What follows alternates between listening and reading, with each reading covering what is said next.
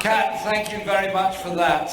What you've said today, what you do in the Shadow Cabinet, what you do as a brilliant MP for Lancaster and Fleetwood, and what you've done all your life, which is to stand up for the rights of women, and particularly to inspire young women to realise there is no ceiling they cannot break, there is no job they cannot do, there is no ambition they cannot realise. Kat, thank you for all that you do. Thank you for inviting me here today. I apologise for the disruption caused by other engagements this morning. And I want to say what a pleasure it is to follow Kezia in her speech, which I listened to the last part of. Really good, really effective, showing what can be done with effective leaders, chasing down violence, chasing down misogyny, chasing down prejudice. But I want to thank you all for the inspirational contributions that have been made, and the women that came before you to make this incredible movement of ours.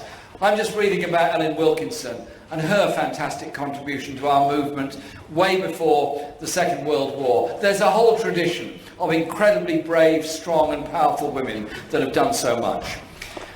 I know everyone in this room today will want to join me in just simply saying this to Sarah Champion. You have our total, full and absolutely warmest support in all that you're going for. Our people on you at the present time.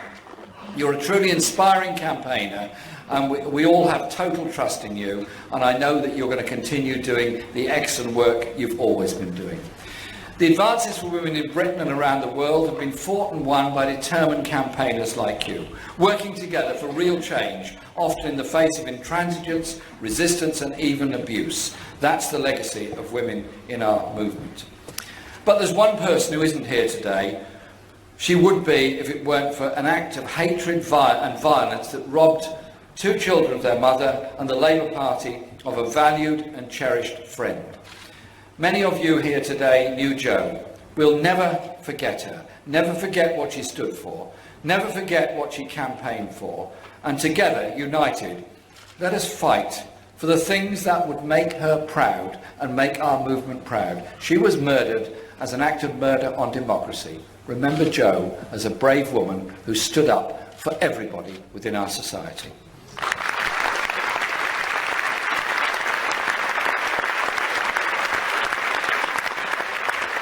Anyone who's seen the films and photographs shared by Brendan can have failed to be touched by the images of a woman so clearly delighting in spending time with her children.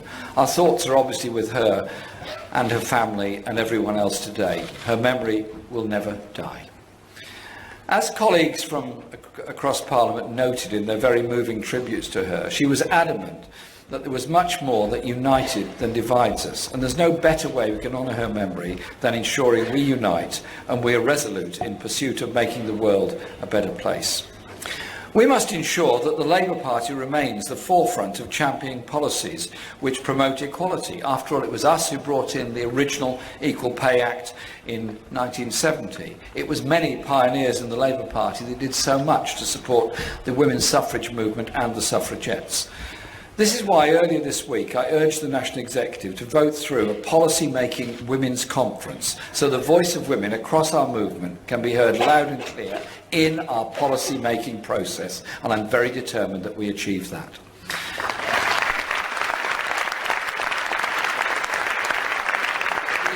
Economic stagnation caused by austerity has seen a desperate drop in living standards for many people, but it's women above all who have borne the brunt of this failed and destructive economic experiment. The Women's Budget Group found that 86% of the government's so-called tax and welfare savings have come at the expense of women. The U-turns and concessions we've wrung from the government in the last year, in the main, been victories that have stopped further cuts that would have disproportionately impacted upon women, such as the tax credit cuts. I'm pleased that having set out a clear anti-austerity, pro-investment economic policy, Labour has changed the terms of economic debate in this country. But there is much more to be done. Our society continues to be marked by grotesque levels of inequality, magnified by the actions of this government, and don't forget the previous 5 years of the coalition government and the way it laid the foundations for what this government is doing. We have to address the indefensible penalties which women pay in their everyday lives simply for being women. We need to campaign loud and clear to tackle inequality whenever it's found.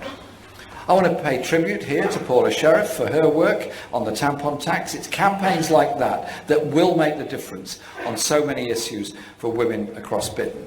It means tackling inequality in the workplace, where women remain the lowest paid jobs, too often paid less than men, even when they're doing exactly the same job.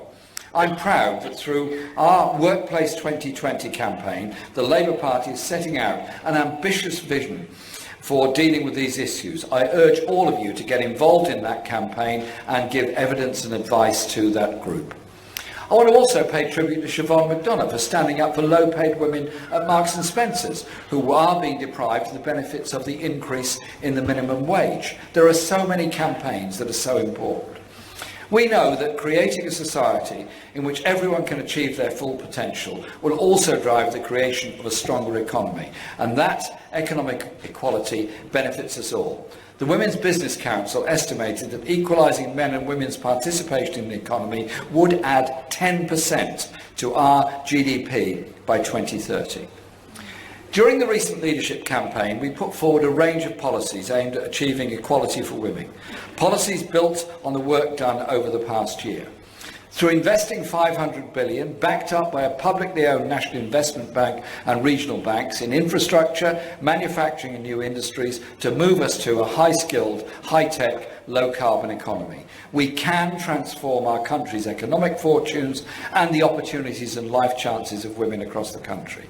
We've set out very concrete measures to achieve equal pay, improving access to justice through abolishing tribunal fees, providing the Equality and Human Rights Commission with enhanced powers, strengthening employment and trade union rights, and taking on the occupational segregation of our labour market, which contributes so much to women's concentration in low-paid and often insecure work.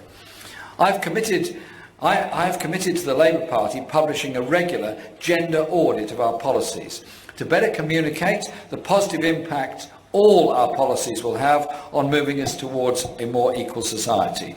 And I have committed to consult on establishing a high-level strategic Women's Advisory Board, supporting the work of the Shadow Secretary of State for Women and Equalities and linked to the Leader's Office, to ensure gender equality is at the heart of all of our policies.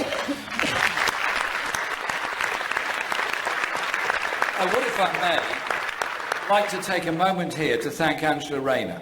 An MP throughout the summer fought tooth and nail to hold the Tories to account on education, grammar schools, equality and women's rights. Not for 1 second has she paused in that fight, and I want to thank her for all that she's done and the campaign we're now mounting to stop the 11 plus and stop the return to educational segregation at the age of 11.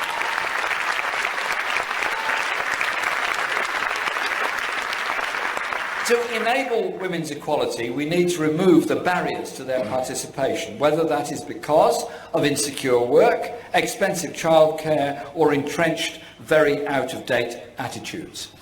The TUC report, still just a bit of banter, found that more than half of all women polled have experienced some form of sexual harassment in the workplace. This is totally and completely unacceptable.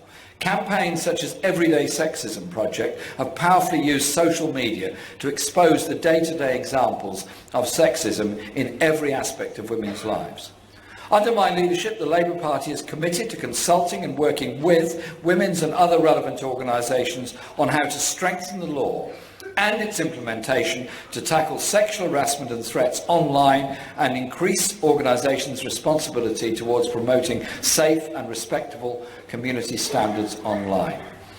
Reclaim the Internet, which many colleagues here today, including Jess Phillips, thank you Jess, we had a very good meeting earlier on, brings together women's campaigns, think tanks, trade unions and media platforms to challenge the abuse that women face online. Women who are in the public eye, including women in politics, face greater challenges and outrageous abuse both on and offline. Wherever abuse occurs, it's incumbent on all of us to ensure that it is taken seriously and is challenged. And we must acknowledge the terrible truth.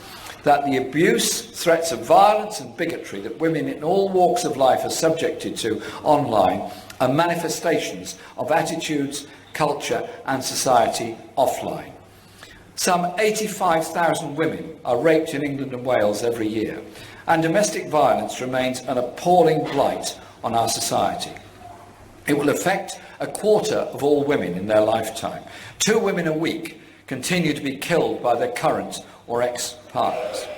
Colleagues in the Women's Parliamentary Labour Party have done an inspiring job of highlighting issues of domestic violence. One of the women in my own team said that she'd been moved to tears by the powerful testimony of Angela Smith recently in Parliament as she recounted the tragic story of one of her constituents whose children were murdered by her abusive partner. That's why we are determined to resist at every opportunity further cuts on services for women and girls facing violence, cuts which have been so devastating and so damaging to the safety of women and girls. Supporting the provision of services, rebalancing the economy, ensuring the law protects the rights of women, these are all changes in the world out there which I'm confident we all want to see. And they are changes which will only come about, I believe, if we are prepared to make changes in the world here and within our own party. Our party should be as inclusive as possible. I'm committed to taking forward the recommendations of the Shami Chakrabarti inquiry to consult on a wider introduction of equal opportunities policy, training and guidance for both party members and staff at all levels in our party. If we are to increase women's representation, voice and power in society as a whole, we must increase them too within our own party, the Labour Party. I've been clear in my support for all women shortlists. To achieve 50-50 representation in Parliament, we should aim for 50-50 representation across all public offices with gender-balanced shortlists. Making this conference a representative and democratic annual policy-making conference is a step towards strengthening women's voice within the Labour Party.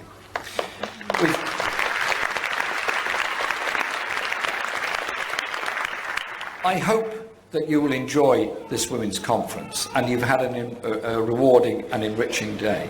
And I hope that those of you who are going to be here in Liverpool for the rest of the week will also find it equally enjoyable and stimulating.